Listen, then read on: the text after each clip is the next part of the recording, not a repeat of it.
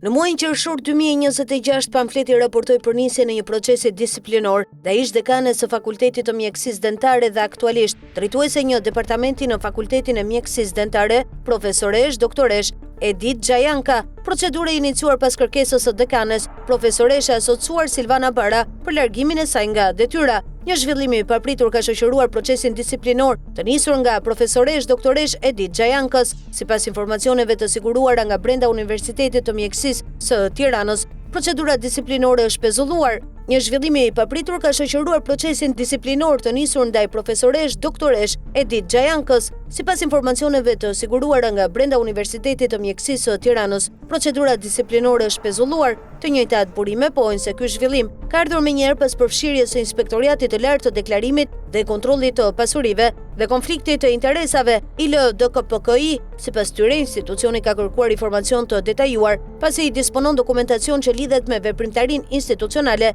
të profesoresh doktoresh Xhajankës gjatë viteve të fundit. Në këtë dokumentacion, sipas burimeve, përfshihen sinjalizime të rëndësishme adresuar prej saj brenda Universitetit të Mjekësisë, ashtu edhe pranë institucioneve të tjera shtetërore lidhur me çështje të natyrës akademike, administrative dhe të konfliktit të interesit. Çështja ka ngjallur interes dhe diskutime të gjera në komunitetin akademik, pasi profesoresh doktoresh Edith Xhajanka konsiderohet një nga figurat më të njohura të stomatologjisë shqiptare, me një karrierë të gjatë në mosimdhënie, kërkim shkencor dhe drejtim akademik. Ajo gëzon vlerësim si në Shqipëri, ashtu edhe në qarqet profesionale ndërkombëtare, ndërsa kontributi i saj në zhvillimin e Fakultetit të Mjekësisë Dentare vlerësohet nga shumë kolegë dhe ish student. Pezullimi i procedurës disiplinore pritet të hapë një fazë të re të kësaj çështjeje, e cila vazhdon të ndiqet me interes të lartë brenda dhe jashtë Universitetit të Mjekësisë. Mbetet për të parë nëse institucionet përkatëse do dalin me një qëndrim zyrtar mbi arsyet e këtij zhvillimi dhe mbi hapat që do të ndiqen në vijim, ndërsa pamfleti do të vazhdojë ta ndjejë nga afër këtë dosje